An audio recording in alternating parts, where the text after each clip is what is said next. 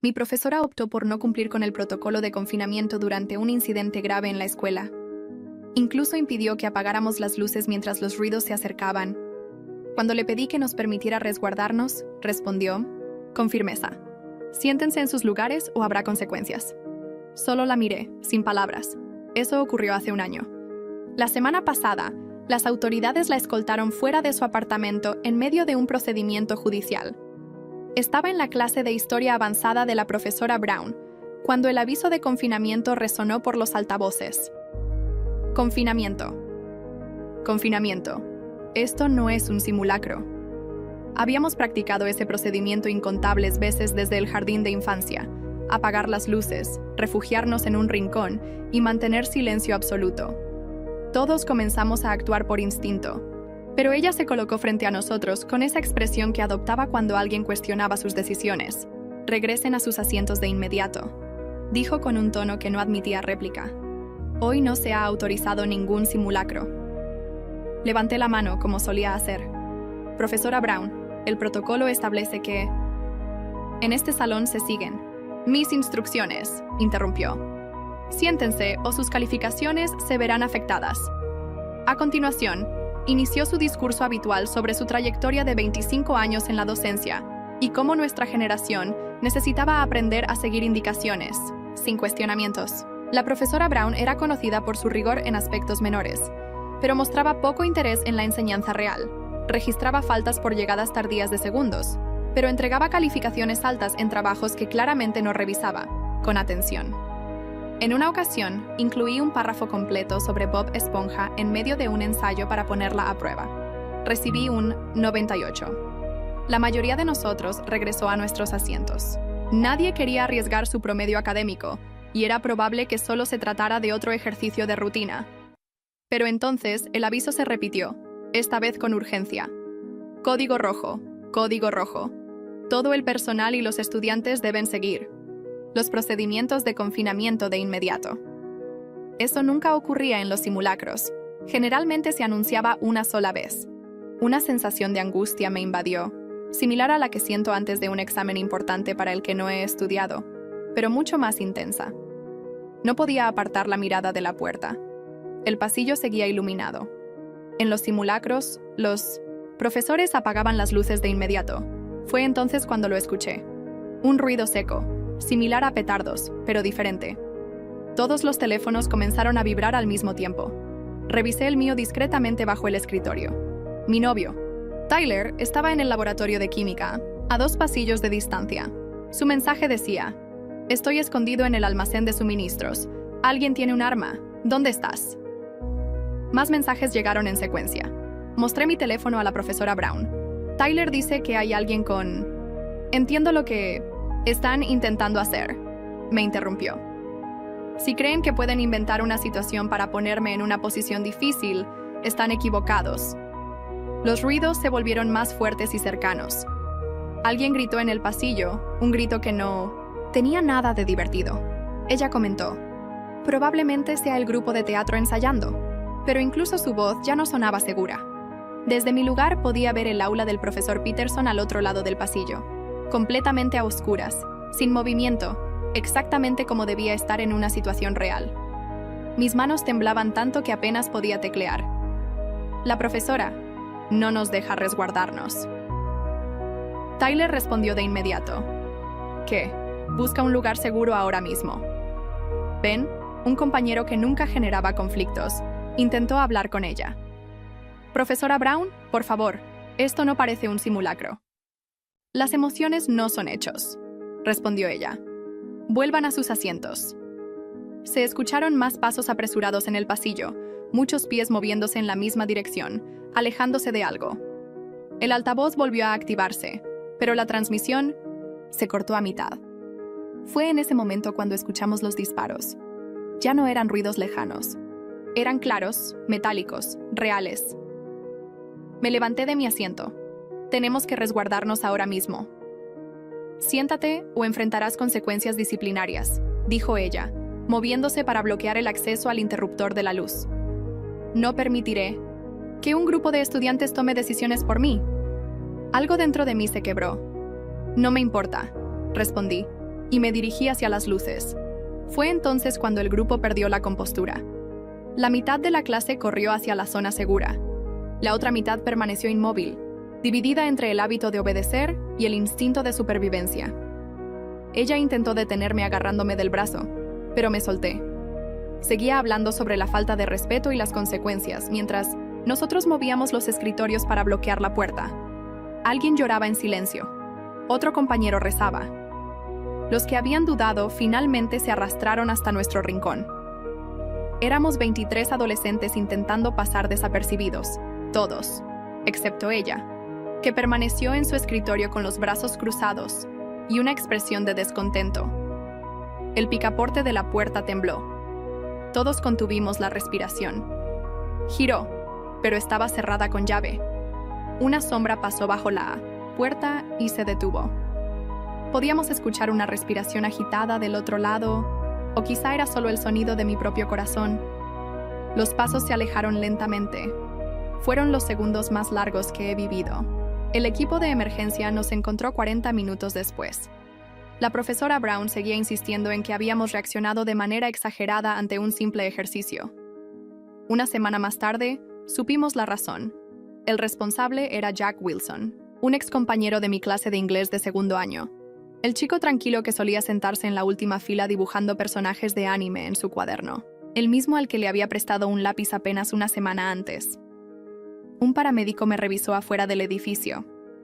Aunque era mayo, mi cuerpo temblaba como si tuviera frío. La detective Santos, con su libreta en mano, se agachó a mi altura para tomar mi declaración. El aviso por los altavoces, las órdenes de permanecer sentados, los ruidos acercándose cada vez más. En el estacionamiento, los padres corrían desesperados. La madre de Tyler lo abrazaba una y otra vez, mientras él miraba al vacío con expresión ausente. La detective me mostró capturas de pantalla de mis mensajes. 23 estudiantes han dado el mismo relato, me dijo. Ella sigue afirmando que todo es falso. Esa noche no pude dormir. Al día siguiente, una llamada automatizada del distrito escolar informó que las clases estaban suspendidas hasta nuevo aviso y que habría consejeros disponibles en el centro comunitario. Mi madre solicitó permiso en su trabajo para quedarse en casa conmigo, pero me encerré en mi habitación, repitiendo una y otra vez en mi mente aquellos interminables minutos. Las noticias locales mostraban a la profesora Brown en una entrevista, afirmando que había mantenido el control durante el incidente. Mi madre, visiblemente alterada, apagó el televisor de un golpe. Tyler me envió un enlace a un video grabado, desde el aula del profesor Peterson. Se veía a todos los estudiantes escondidos en silencio, mientras se escuchaba la voz de nuestra profesora a través de las paredes, hablando de miedo infundido. El video ya tenía miles de reproducciones, en pocas horas. Los comentarios eran contundentes, pero lo más doloroso era saber que 2 estudiantes habían perdido la vida en el pasillo de matemáticas y que 3 más estaban hospitalizados, todos de aulas donde sí se había seguido el protocolo de inmediato. Mi padre llegó y se hizo cargo de la situación. Durante el trayecto a casa, la radio permaneció apagada. Ambos nos sobresaltamos cuando una motocicleta pasó a toda velocidad por un semáforo en rojo. Nuestra casa olía como siempre, a café y detergente, pero todo se sentía diferente. Papá preparó espaguetis, pero no pude probar bocado. Mi teléfono no dejaba de vibrar con mensajes de compañeros preguntando por qué la profesora no nos había permitido resguardarnos. Al día siguiente, la madre de Ben lo llevó a mi casa. Necesitaba hablar con alguien que hubiera estado allí. Nos sentamos en el porche delantero, pero las palabras no fluían. Ben intentaba empezar frases que no podía terminar. Frases sobre lo cerca que había estado de quedarse en su asiento, sobre lo que habría pasado si no hubiera apagado las luces. Sus manos temblaban tanto como las mías. Los padres de Tyler lo recogieron más tarde esa tarde. Nos sentamos en la mesa del patio trasero, bajo el gran roble. Tyler se subió los jeans y me mostró los moretones oscuros en sus rodillas, producto de haberse escondido detrás de los estantes de almacenamiento químico. Su voz era monótona cuando me contó cómo los disparos se acercaban cada vez más y cómo sabía que yo estaba a solo 2 pasillos de distancia, pero no podía hacer nada al respecto. Permanecimos allí durante horas, sin hablar realmente del tema, pero tampoco de otra cosa, mientras sus dedos desprendían astillas de la mesa de madera. El 5.º día, mi madre pasó la mañana haciendo llamadas. Para el mediodía, había contactado a Rebecca Thompson, una abogada especializada en casos de seguridad escolar. Su oficina en el centro estaba cubierta con recortes de periódicos sobre demandas por negligencia en instituciones educativas. Rebecca revisó las notas de mi madre y comentó: lo que hizo la profesora Brown fue más que un error de juicio. Mantener a los estudiantes expuestos durante una situación de riesgo real los puso en una posición vulnerable. Explicó que otras familias ya estaban considerando acciones legales, pero que los cargos penales dependerían de la fiscalía. La reunión comunitaria del sexto día se volvió caótica.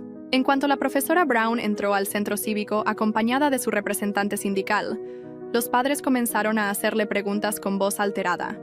Ella mantuvo su postura, repitiendo que había actuado según su criterio profesional. Alguien lanzó una botella de agua que impactó contra la pared detrás de ella. Los guardias de seguridad tuvieron que intervenir para sacarla del lugar. Esa misma noche, la detective Santos me llamó con una pregunta que me heló la sangre. ¿La profesora Brown mencionó alguna vez a Jack Wilson en clase? Resultó que Jack había presentado una queja formal contra ella 3 años antes por trato inadecuado. Mi madre buscó en línea y encontró una transcripción de una reunión de la Junta Escolar de 2021 que mencionaba una queja estudiantil sellada, con fechas que coincidían. El día 7, por fin me obligué a ducharme y cambiarme de ropa. Mi padre preparaba panqueques como cualquier otro domingo, pero ambos nos sobresaltamos cuando sonó el timbre. Era solo el repartidor, pero ese momento de pánico se estaba volviendo parte de nuestra nueva realidad.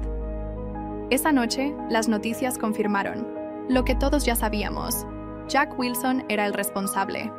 Mostraron su foto del anuario, ese chico callado que apenas recordaba de primer año. Pero el presentador reveló algo más impactante. Jack había presentado una queja formal contra la profesora Brown años atrás por abuso de autoridad. Mi madre llamó inmediatamente a nuestra abogada, mientras mi padre buscaba registros en línea. El día 8, Tyler pasó por mí y fuimos al estacionamiento vacío de un centro comercial. Permanecimos sentados en el auto con el motor apagado. Sus manos apretaban el volante hasta que los nudillos se pusieron blancos. Finalmente dijo: ella lo sabía. Tenía que saber que podía ser él. Ben comenzó a enviar mensajes a nuestro grupo con información que sus padres habían encontrado. Otros estudiantes recordaban cómo la profesora Brown tenía conflictos con Jack. El día 9, la detective llegó a nuestra casa con una orden judicial para revisar el expediente de la profesora Brown. Hemos encontrado algo, dijo. Jack no fue el único que presentó quejas contra ella. Hay otras 6, todas archivadas sin seguimiento. Necesitaba mi declaración detallada sobre lo ocurrido en el aula. Me senté en la mesa de la cocina con el formulario en blanco frente a mí. La primera línea pedía una descripción de los hechos, pero no sabía cómo empezar. La detective esperó pacientemente mientras intentaba plasmar en palabras cómo la profesora Brown se había mantenido frente al interruptor de la luz, mientras escuchábamos los disparos acercarse. El día 10, mi teléfono vibró con una alerta de noticias. La Junta Escolar había suspendido a la profesora Brown mientras duraba la investigación. Su sindicato emitió un comunicado llamando a no juzgar apresuradamente a una educadora con 25 años de servicio. Los comentarios en línea estaban divididos. Algunos la defendían, otros pedían responsabilidades. Mi madre cerró mi computadora. «Deja de leer eso», me dijo. Pero ya había visto mi nombre mencionado en docenas de publicaciones. Esa tarde, el director Foster visitó nuestra casa. Se sentó en el sofá con la mirada fija en sus manos mientras le contaba a mi madre sobre las quejas acumuladas a lo largo de los años. Los padres decían que era demasiado estricta, pero como sus estudiantes obtenían buenos resultados en los exámenes, nunca se tomó ninguna medida, confesó, con la voz quebrada. El día 11 comenzó con mi teléfono sonando a las 6 de la mañana. Alguien había filtrado el manifiesto de Jack, donde detallaba su resentimiento hacia la profesora Brown. 3 páginas completas sobre cómo ella lo había humillado públicamente y arruinado sus oportunidades académicas. Nuestra abogada convocó una reunión de emergencia con las 23 familias del salón. El distrito escolar sabía del conflicto entre Jack y la profesora, reveló Rebecca. Su terapeuta había enviado una advertencia 2 meses antes del incidente. El día 12, me desperté con 47 notificaciones. La profesora Brown había dado una entrevista en un podcast, donde me llamó estudiante problemática, y tergiversó los hechos. Mi madre presentó una demanda por difamación en cuestión de horas, pero el daño ya estaba hecho. Mi red social se llenó de mensajes de extraños acusándome de mentir. El día 13, Tyler llegó con su bolsa de dormir. Ninguno de los dos podía estar solo. Nos quedamos despiertos hasta las 3 de la mañana, repasando una y otra vez los eventos de aquel día. ¿Podría haber accionado la alarma de incendios desde el laboratorio de química? Se preguntaba Tyler. Tal vez eso habría salvado a todos antes de que comenzara. El esposo de la profesora Brown, un agente inmobiliario local, inició una campaña de recaudación de fondos para su defensa legal. En 6 horas, habían recolectado $30,000. Las fotos que compartían mostraban solo a sus antiguos estudiantes exitosos, omitiendo cualquier mención a los conflictos pasados. El día 14, Daniel, un compañero que había estado en 1990, la oficina principal durante el incidente, me mostró un video grabado con su teléfono. Se veía a la profesora Brown caminando por el pasillo 30 segundos después de los primeros disparos, sin prisa, como si nada estuviera ocurriendo. Lo envió a la detective Santos inmediatamente. El día 15, volví a terapia por primera vez desde que mis padres se divorciaron. La doctora Patel me pidió que describiera qué sentía en mi cuerpo al recordar aquellos momentos. Esa misma noche, el video de Daniel se volvió viral. Mostraba claramente que ella no había reaccionado con urgencia. La fiscalía presentó cargos formales, 23 counts de poner en riesgo a menores. La profesora Brown se entregó a las autoridades con un traje formal y sus medallas de reconocimiento, docente prendidas en la solapa. Durante la audiencia de fianza, el juez la liberó bajo pago de $50,000. Sus seguidores recaudaron el monto en menos de 2 horas. El día 16, la detective me llamó para analizar el video con una especialista. No muestra señales de alerta, comentó la experta. No hay sorpresa en su rostro, solo una decisión. Deliberada de continuar caminando. Estaban construyendo un caso por negligencia grave. Mi madre me recogió de la estación de policía y condujo directamente a la oficina del distrito escolar para solicitar mi transferencia a educación en casa. Lo más importante es que estés a salvo, me dijo, mientras las lágrimas le caían por el rostro. El día 17, el abogado de la profesora Brown dio una conferencia de prensa con 3 de sus antiguos alumnos, incluyendo a un senador estatal, que habló sobre juicios apresurados. Los padres de Tyler lo transfirieron a una escuela privada ese mismo día. El día 18 no pude dormir. Busqué en línea y encontré un foro antiguo donde varios exalumnos mencionaban su nombre, describiendo patrones de comportamiento similares: humillación pública, calificaciones arbitrarias, juegos mentales. Tomé capturas de pantalla y las envié a nuestra abogada. El día 19, la reunión de la junta escolar terminó en caos. Los padres discutían entre sí. El padre de Ben, aunque se habían retirado de la demanda, gritó: «¡Casi nos cuesta la vida a todos!». La seguridad tuvo que intervenir. El día 20, la familia de Ben decidió unirse nuevamente a la demanda, después de que su padre recuperara misteriosamente los contratos que había perdido. «Algunas cosas son más importantes que el dinero», dijo, aunque todos sabíamos que la presión legal había influido. El día 25, testifiqué ante el Comité Legislativo Estatal. La profesora Brown priorizó su autoridad sobre nuestra seguridad, declaré. Elegí sobrevivir cuando ella nos ordenó quedarnos sentados. Los representantes me escucharon en silencio. 2 semanas después, un conserje llamado Frank entregó a nuestra abogada un video de seguridad de hace 3 años. Mostraba a Jack saliendo del aula de la profesora Brown llorando, el mismo día que presentó su queja. Este material no había sido considerado en la investigación inicial.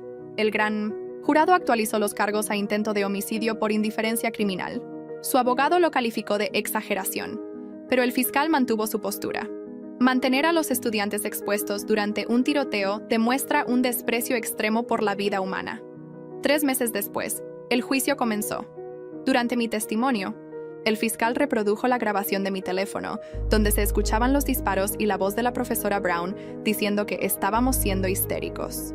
Varios miembros del jurado se llevaron las manos a la boca. El 5º día del juicio, ella decidió declarar. Mantuve el orden, insistió. Correr habría sido más peligroso. Pero cuando el fiscal le preguntó si reconocía la voz de Jack, Wilson en el pasillo se quedó sin palabras. ¿Sabía que era él?, preguntó el fiscal. ¿El mismo estudiante que había presentado quejas contra usted? Ella no respondió. 3 semanas después, El jurado la declaró culpable de todos los cargos. El juez le impuso 18 años de prisión.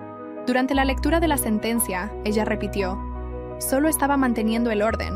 Un mes después, Tyler y yo nos sentamos en su auto frente a la escuela, ahora con detectores de metales y cámaras nuevas.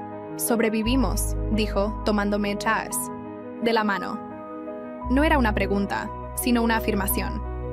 Ben habló ante la junta escolar en primavera, pidiendo cambios en el manejo de quejas contra docentes. Ningún estudiante debería tener que elegir entre su seguridad y sus calificaciones, declaró con voz firme. Yo comencé mis estudios en política educativa en la universidad. Mi compañera de cuarto no sabía lo ocurrido, y por unas semanas fui simplemente una estudiante más. Pero en las vacaciones de invierno, al pasar frente a la escuela y ver a los niños jugando al baloncesto, supe que nunca volvería a ser la misma.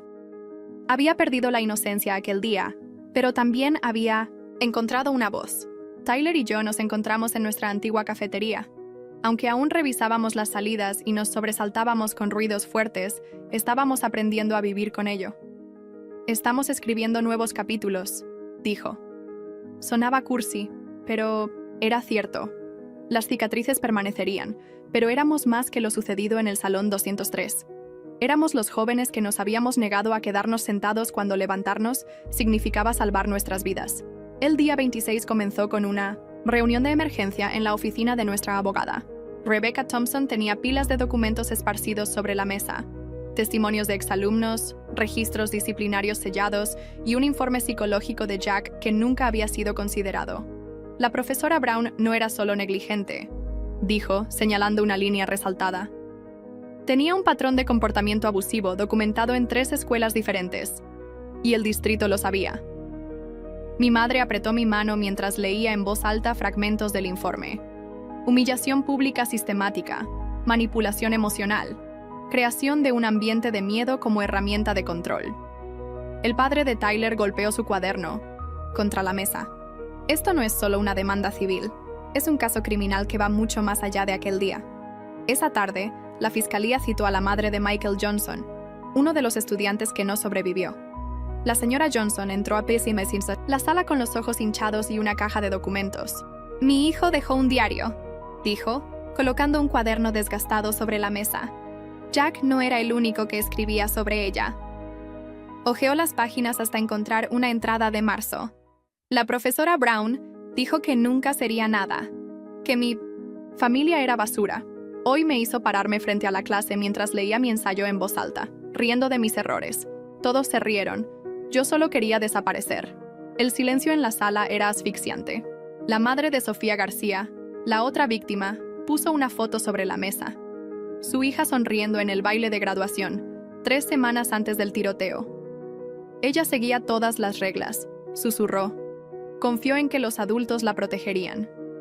El día 28 trajo una revelación aún más impactante. La ex asistente de la profesora Brown, que había renunciado en 2015, aceptó testificar. Ella elegía a un estudiante cada año para destruir, contó entre lágrimas. Jack fue el último. Antes de él, estuvo Marcus, que intentó suicidarse. Antes, Amanda, que cambió de escuela. Yo lo denuncié al director Foster en 2014. Él me dijo que lo dejará en paz porque ella tenía permanencia en el cargo. El abogado del distrito intentó un acuerdo. $5 millones para cada familia, sin admisión de culpa. Algunas familias aceptaron. Necesitaban el dinero para terapia, para mudarse, para intentar reconstruir sus vidas. Pero 15 de nosotros, incluyendo a Tyler y a mí, nos negamos. No se trata de dinero, dijo Ben, por primera vez con voz firme. Se trata de asegurar que esto nunca más le pase a nadie. El juicio penal comenzó en una fría mañana de noviembre. La sala del tribunal estaba abarrotada. Padres llorando, reporteros tomando notas, estudiantes de otras escuelas que vinieron a mostrar apoyo. Cuando subí a declarar, mis rodillas temblaban tanto que apenas pude llegar al estrado. El fiscal me guió a través de aquellos 47 minutos, paso a paso. ¿Qué dijo la profesora Brown cuando le pediste que los dejara esconderse? ¿Que nos sentáramos o seríamos castigados? ¿Y cuando los disparos se acercaron? Bloqueó el interruptor de la luz y dijo que no perdería su trabajo por niños que querían jugar. El abogado defensor intentó pintarme como una alumna rebelde. ¿Admite que desafió directamente una orden de su profesora? Elegí vivir, respondí, mirando directamente al jurado. Ella eligió su orgullo. El tercer día del juicio fue cuando todo cambió. La fiscalía presentó una grabación mejorada del sistema de seguridad. Entre el ruido de los disparos y los gritos, se podía escuchar claramente la voz de la profesora Brown diciendo: «Si esto es real, se merecen lo que les pase por no respetarme». Mi madre se llevó las manos a la boca. El padre de Tyler golpeó el puño contra la mesa. Incluso el abogado defensor pareció conmocionado. Ese fragmento no estaba en los autos que había recibido. El cuarto día, la profesora Brown subió a la estrado. Llevaba un traje gris impecable y hablaba con calma como si estuviera dando una clase. «Yo mantuve el orden», repetía. «En situaciones de pánico, la disciplina salva vidas. Mis alumnos estaban seguros conmigo». Hasta que el fiscal hizo la pregunta que todos estábamos esperando. «Señora Brown, ¿reconoce la voz de Jack Wilson en los pasillos?» Ella dudó. Sus dedos juguetearon con su collar de perlas. «Yo no estoy segura». «Vamos a escucharlo, de nuevo», dijo el fiscal. Cuando se reprodujo la grabación, los pasos acercándose, la voz de Jack gritando algo incomprensible. Algo en ella se quebró. Su rostro palideció. «Tal vez», susurró. «Tal vez». El fiscal se acercó. «Jack Wilson, el mismo alumno que presentó 3 quejas formales contra usted. El mismo alumno al que reprobó por una nota al pie faltante. El mismo alumno al que humilló públicamente en 2022. ¿No reconoce la voz de un alumno que conoció durante años?» El silencio fue tan intenso que se podía escuchar caer un alfiler. Entonces ella explotó. Él necesitaba aprender respeto. Todos ustedes lo necesitaban. Ese es el problema con la generación de hoy. Nadie acepta la autoridad. El jurado no apartó los ojos de ella. Una mujer en la primera fila comenzó a llorar en voz alta. El juez tuvo que decretar un receso. 3 semanas después, llegó el himno de veredicto, culpable en todos los cargos. 23 conteos de poner en peligro a menores, más el cargo de indiferencia criminal. La sentencia fue de 18 años, con posibilidad de libertad condicional después de 12. Cuando el juez leyó la decisión, ella solo negó con la cabeza, murmurando algo sobre justicia distorsionada. En la audiencia de impacto a las víctimas, leí mi declaración con voz temblorosa. Usted nos enseñó que la autoridad sin compasión es peligrosa, que seguir reglas ciegamente puede costar vidas. Llevaré esos 47 minutos conmigo para siempre. Pero usted llevará el peso de sus decisiones. Tyler fue el último en hablar. Mostró las cicatrices en sus manos de cuando arrastró los archiveros para bloquear la puerta. Tuvimos que salvarnos solos, dijo, porque la adulta en la sala decidió que su ego era más importante que nuestras vidas. 6 meses después, el distrito escolar anunció cambios: capacitación obligatoria en salud mental para los profesores, un sistema anónimo de denuncias y simulacros mensuales de tiroteos. El Salón 203 fue reformado como un aula memorial, con una placa con los nombres de Michael y Sophia Tyler, y yo nos graduamos juntos en una ceremonia pequeña en el centro comunitario. Mi madre lloró todo el tiempo. Mi padre me dio un abrazo, tan fuerte que casi no pude respirar. «Eres más fuerte de lo que yo jamás seré», susurró. La universidad fue extraña al principio.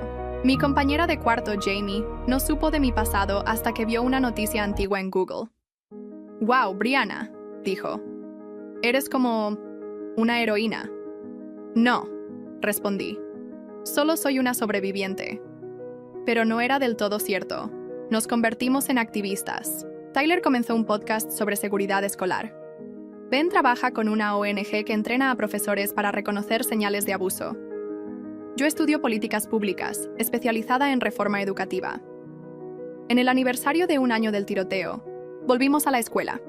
El salón 203 estaba diferente. Las paredes pintadas de un azul suave, con murales hechos por los estudiantes.